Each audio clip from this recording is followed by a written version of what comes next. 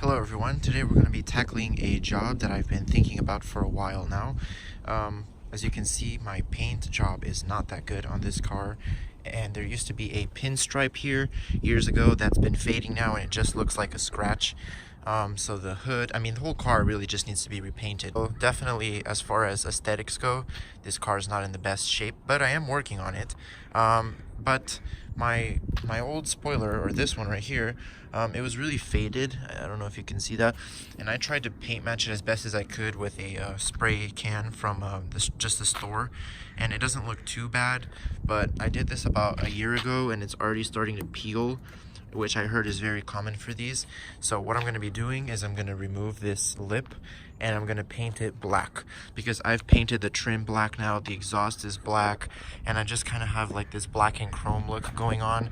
And because this is not perfectly paint matched, it's better, I think it'll look better black.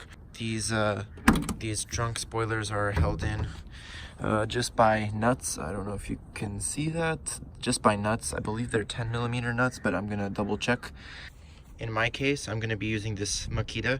To get it out, I need a little extension. You might not need it, but one thing I want to warn you with is if you use this, be very careful when you're backing out the nut, because if it drops, hopefully you can see it. I know it's bright, I'm sorry, but if it drops in here, it could just fall somewhere in the trunk, and then it's really hard to get out. It's not impossible, but it's just really annoying. So when you're unscrewing it like this, hold it at an angle when you pull it out so that it doesn't drop. Okay, in my case, I only had 7, but one of them was missing. So basically, you just pop it off when you're done unscrewing them. And I think in my case, someone might have re-drilled holes and put a different wing on at one time. I don't know. Let me know if this is what it looks like stock. And then the next step is I'm going to be sanding this, because for the paint to adhere properly, I just want a good mating surface. Okay, to sand the paint off, I'm just going to use this sanding block. Okay, so this actually was not working, so I had to go out and buy this one. This is just 150 grit, so it's pretty abrasive, but not too bad. It's meant for a palm sander, but I'm just going to be doing it by the old-fashioned palm. And I'm going to be putting it on a sanding block just so I have a little weight and more surface area. Okay, this is about after 20 minutes of sanding, and I just want to warn you, this is very laborious work. You're going to be feeling it definitely in your arm, but as you can see, in some parts it's deeper than others, so you got to be careful, because with a straight edge you're obviously going to sand the rounded parts first, so just make sure to do evenly. Okay, for this next step, just to make sure there's no dust, I brought it inside the house, and it's sanded and ready to go. As you can see, there's a very matte finish on it, which is what we're looking for. And the next step, at least this is what I do every time, is I use alcohol, isopropyl alcohol, and some cotton balls, and you just give it a good wipe down, and that's going to make sure to take off all the oils from your hands when you were holding it to sand it or whatever you used. It's just a good precautionary step to make sure that the paint sticks to it very well. So you can just wipe the whole thing down and then make sure to touch it with a glove, and then you can paint it. Okay, I've laid these out. I know they're kind of dirty, but they do the job just fine. I'm going to be using Trim Black by this company, SEM. This is the model reference number. This is the exact same paint that I used on the trim for the E30 when I repainted this trim right here, and also in the rear. And so that's why I'm going to be using this exact one to make sure that it's paint matched. So everyone knows this, but the first layer has to be light, and then just build on it slowly. And make sure not to build too much up here where it's rounded, because it's going to drip and run. So just be careful and take your time. Okay, just got the first layer on. As you can see, it's looking real nice already. I'm really happy with this color. They did a great job trying to make it look as OEM as possible.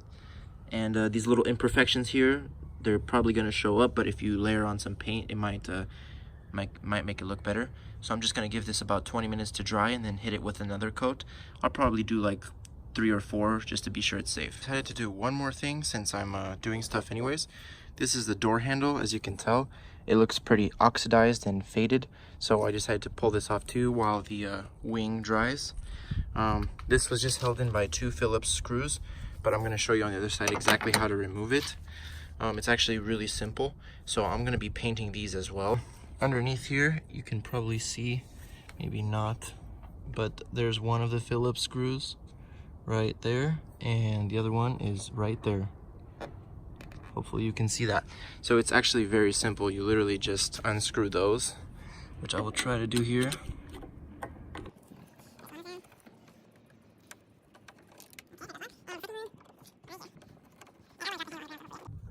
And then you just repeat the process. As the wing, you sand it first, which I've started doing to this one. So for this one, I'm gonna be using this because it's more squishy and you need to get these corners really well. You don't have to go crazy on them, just enough to give it a fresh life.